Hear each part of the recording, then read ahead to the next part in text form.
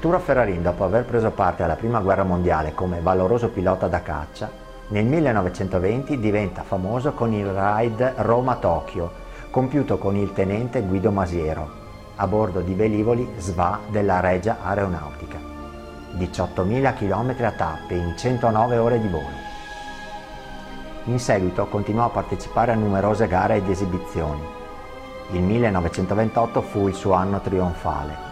Con il capitano Carlo Del Prete, a bordo di un idrovolante Savoia Marchetti S64, conquistò il primato mondiale di durata in volo in circuito chiuso, 7.666 km in 58 ore e 37 minuti, ed il primato di distanza senza scalo, da Montecelio, vicino a Roma, a Turos, in Brasile, percorrendo in 49 ore e 19 minuti ben 7.188 km.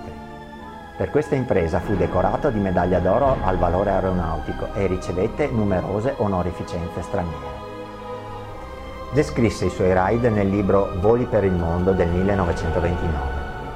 Il 14 luglio 1935, durante l'ammaraggio all'idroscalo di Genova, alla guida di un Savoia Marchetti S80 di proprietà di Giovanni Agnelli, urta un ostacolo ribaltandosi. Ferrarin rimane indenne, ma il passeggero, Edoardo Agnelli, muore sul colpo.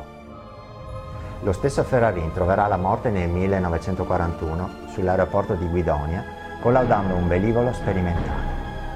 L'Alitalia ha dato il nome Arturo Ferrarin ad uno dei suoi Boeing 767, che percorre la rotta Milano-Chicago e altre rotte. Inoltre a Guidonia sorge una scuola elementare a lui intitolata.